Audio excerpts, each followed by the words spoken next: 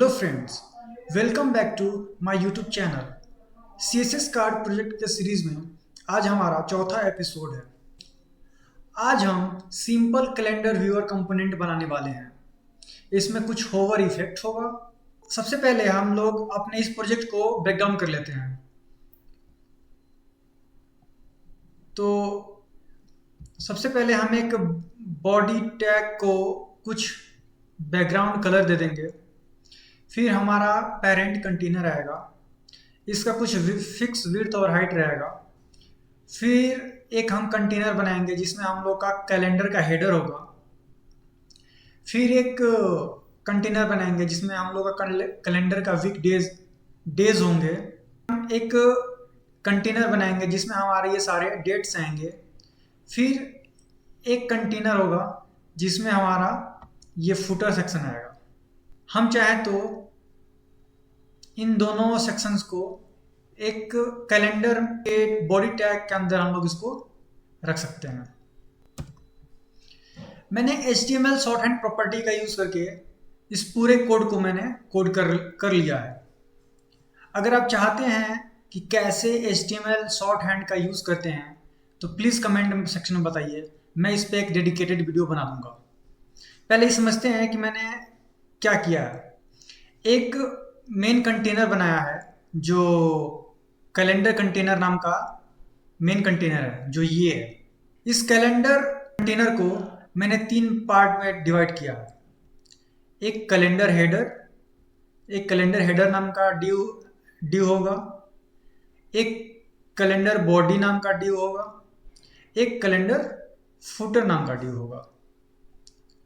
तो इस तरीके से हमने इस पूरे कंटेनर को 3 भागों में डिवाइड कर लिया है। इस कंटेनर हेडर के अंदर कुछ नहीं है, बस मैंने 3 पैराग्राफ यूज़ किया है। एक में ये सिंबल यूज़ किया है, दूसरे में जो मैंने ईयर नेम और मंथ नेम यूज़ किया है, तीसरे में राइट शिफ्ट का यूज़ किया है। मैंने इस बॉडी को फर्दर 2 पार्ट में डिवाइड किया है। एक में डेज ऑफ वीक नाम का सेक्शन बनाया है जिसमें 7 डेज होंगे, संडे टू सैटरडे होगा। दूसरे सेक्शन में मैंने एक कैलेंडर ग्रिड नाम का सेक्शन बनाया है जिसमें सारे डेट सेल्स होंगे जो कि 35 हैं। फिर फुटर में मैंने सिंपल सा एक पैराग्राफ का यूज़ किया है जिसका वैल्यू क्लियर है। तो इसको हम लोग रन करते हैं। तो इस तरीके से मैंने पूरे HTML कोड को कमेंट कर दिया जिससे ये देखने में अच्छा लगता है और कोई और इसको पढ़ेगा तो ये रीडेबल होगा। तो इसमें सबसे पहले मैं इस डेट सेल को एडिट करने वाला हूँ क्योंकि ये पूरे स्क्रीन को खा जा रहा है। तो इसको मैं ग्रिड प्रॉपर्टी यूज़ करके इसको मैं छोटा कर लेता हूँ पहले। तो सबसे पहले मैं इसको डिस्प्ले ग्रिड नाम का प्रॉपर्टी दे देता हूँ। ये जो डेट सेल्स हैं वो 7 पार्ट्स में डिवाइड होंगे, इसलिए मैं इसको ग्रिड टेम्पलेट कॉलम 7 और 1FR अपने से साइज मेंशन कर लेगा। तो इस तरीके से हमने इस पूरे डेट सेल्स को मैनेज कर लिया है। अब स्टार्टिंग से इसको हम लोग एडिट करते हैं। तो सबसे पहले हमारा कैलेंडर कंटेनर नाम का प्रॉपर्टी है, इसको एडिट करते हैं। हमें दिख रहा है कि कैलेंडर बीच में है, इसलिए मैंने पहले से ही बॉडी को फ्लेक्स और justify content item align item centre मैंने कर रखा है जिससे कि हम लोग का ये जो मेन कंटेनर है वो बीच में दिखाई दे रहा है। और इस कंटेनर को भी मुझे डिस्प्ले फ्लेक्स करना होगा क्योंकि इसमें 3 कंटेनर हैं, एक हेडर है, एक मेन बॉडी है और एक फुटर है।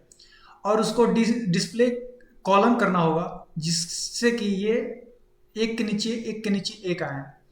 तो सबसे पहला प्रॉपर्टी इसको डिस्प्ले फ्लेक्स कर देते हैं और फ्लेक्स डायरेक्शन कॉलम कर देते हैं।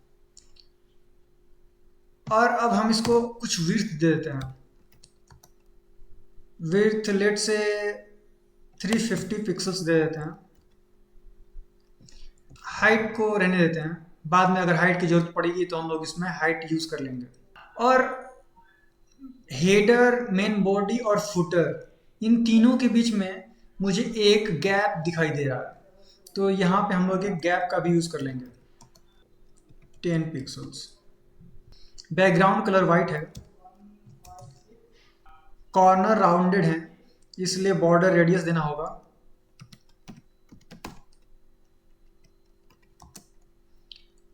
5 पिक्सल्स का। बाद में कुछ जरूरत पड़ेगा तो हम लोग इसको एडिट करेंगे। अब चलते हैं कैलेंडर हेडर को एडिट करने। कैलेंडर हेडर को भी हमें डिस्प्ले फ्लेक्स करना होगा, तो डिस्प्ले फ्लेक्स कर देते हैं। इन तीनों पैराग्राफ के अंदर इक्वल स्पेस है, इसलिए मुझे जस्टिफाई कंटेंट स्पेस बिटवीन करना होगा, और अलाइन आइटम सेंटर मुझे करना होगा। इसको भी जितना एडिट करना था हमने कर लिया। अब हम लोग चलते हैं कैलेंडर बॉडी को स्टाइल करना है। कैलेंडर बॉडी में दो पार्ट है, एक तो डे ऑफ वीक्स है और दूसरा डेट सेल्स हैं। तो इसको भी मुझे फ्लेक्स करना होगा, तो डिस्प्ले फ्लेक्स कर लेता हूँ। फ्लेक्स डायरेक्शन कॉलम करना होगा। अब चलते हैं डेज ऑफ वीक्स को एडिट करने। डेज ऑफ वीक्स को जस्ट हमें डिस्प्ले फ्लेक्स करना होगा और जस्टिफाई कंटेंट स्पेस बिटवीन करना होगा। फुटर का जो कंटेंट है वो सेंटर में है, तो या तो हमें इसको फ्लेक्स करके align item justify content centre करना होगा, टेक्स्ट अलाइन सेंटर। अब हम फिर से स्टार्टिंग से स्टार्ट करते हैं।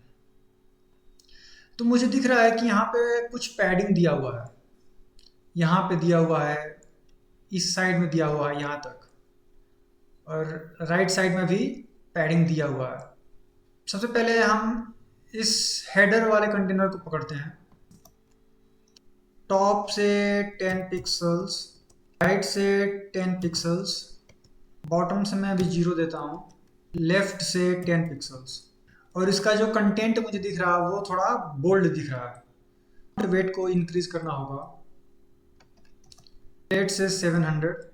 अब कैलेंडर बॉडी में भी सेम टू सेम यही पैडिंग दे देते हैं।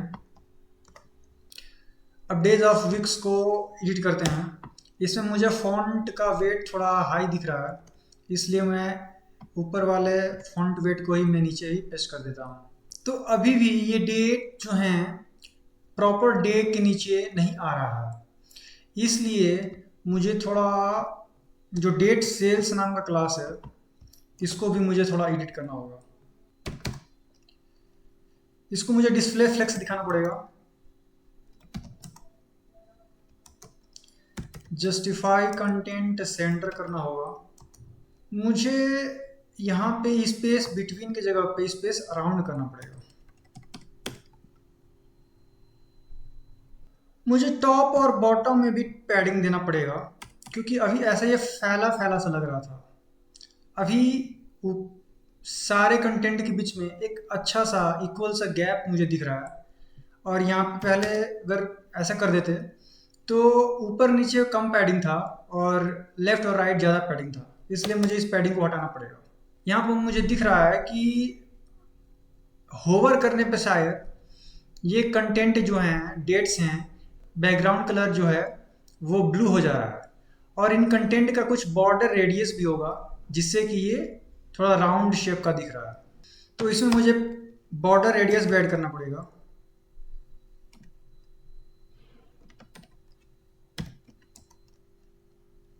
Five pixels. मैं जब भी डेट सेल्स को होवर करूं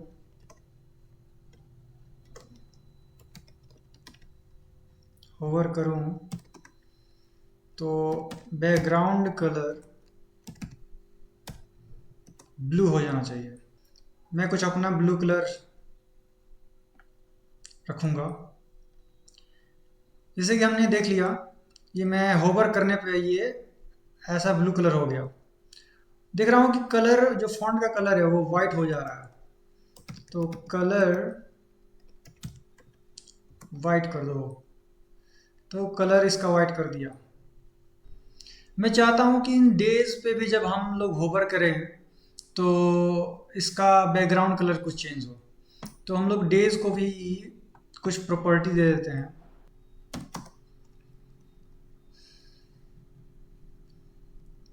इसका बॉर्डर रेडियस मैं दे देता हूँ 5 पिक्सल्स। तो इसका जो बैकग्राउंड कलर है करूँगा, इसमें कुछ पैडिंग देना पड़ेगा, सही है। और इसका जो टेक्स्ट कलर है वो वाइट हो जाए।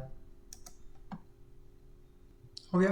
अब मुझे दिख रहा है कि 30, 31, 1, 2, 3 ये कुछ ग्रेइश कलर में है, तो हम लोग इसको थोड़ा स्टाइल कर लेते हैं। तो ये चाइल्ड हैं डेट सेल्स के, तो इसका nth चाइल्ड, इसमें इसका जो पहला चाइल्ड है वो एंड 35th चाइल्ड। इसका जो कलर है ग्रे है। और मैं चाहता हूं कि इस पे जब मैं होवर करूं तो इसका कलर जो है वो भी ग्रे है और इसके अंदर का जो कंटेंट है वो वाइट हो जाए, राइट। इसी को मैं कॉपी कर लेता हूं और अल्ट और कर्सर की मदद से मैं होवर लिख देता हूं। तो होवर करने पे इसका कलर कैसा होना चाहिए? वाइट होना चाहिए। और इसका बैकग्राउंड कलर क्या होना चाहिए? ग्रे होना चाहिए, ग्रे होना चाहिए। अब इसको ट्राई करते हैं। सही है। फुटर को थोड़ा स्टाइल करना होगा, बॉटम से कुछ पैडिंग देना होगा, 15 पिक्सल्स का कर देता हूँ। और इसमें मुझे एक लाइन दिख रहा है, दो तरीके से दे सकता हूँ। HTML कोड में इस फुटर सेक्शन के पहले या तो मैं एक HR टैग दे दूँ, एक तो ये तरीका है, या तो मैं CSS के मदद से, तो CSS में मुझे बॉर्डर टॉप दिख रहा है, 1 पिक्सल सॉलिड ग्रे कर देता हूँ। पैडिंग भी देना पड़ेगा। मैं चाहता हूँ कि इस फुटर पे भी जब होवर किया जाए तो इसका भी कलर कुछ बदले। इसका जो बैकग्राउंड कलर है वो ऑरेंज हो जाए, रेड ऑरेंज में चूज कर लेता हूँ। मैं जब इसे होवर कर रहा हूँ तो इसके जो बॉटम के दोनों कॉर्नर हैं वो राउंडेड नहीं है। बॉटम के दोनों कॉर्नर को राउंडेड करने के लिए इसे मुझे कुछ बॉर्डर रेडियस देना पड़ेगा। टॉप के दोनों कॉर्नर को 0 रेडियस देंगे और नीचे के दोनों कॉर्नर को 5 पिक्सल्स का रेडियस दे देंगे। 5 पिक्सल्स का रेडियस दे देंगे। अब इसे होवर करते हैं। हाँ, सही हो रहा है। और जो इसका कलर है वो भी वाइट होना चाहिए। कलर वाइट कर दिया। तो इस तरीके से हमने इस प्रोजेक्ट को क्रिएट कर लिया है। बाद में इसको हम फुल्ली डायनामिक भी बनाएंगे जावास्क्रिप्ट की मदद से। उसके लिए एक अलग सा डेडिकेटेड वीडियो बनाएंगे। जब हम इस राइट शिफ्ट पे क्लिक करेंगे तो यहाँ पे ईयर और मंथ भी चेंज होगा और उसके हिसाब से डेज भी चेंज होंगे। आशा करता हूँ कि ये छोटा सा प्रोजेक्ट आपको अच्छा लगा होगा। अगर अच्छा लगा है तो लाइक, कमेंट और शेयर करें और सब्सक्राइब करें मेरे यूट्यूब चैनल को ऐसे ही इंफॉर्मेटिव वीडियो देखने के लिए। Thank you.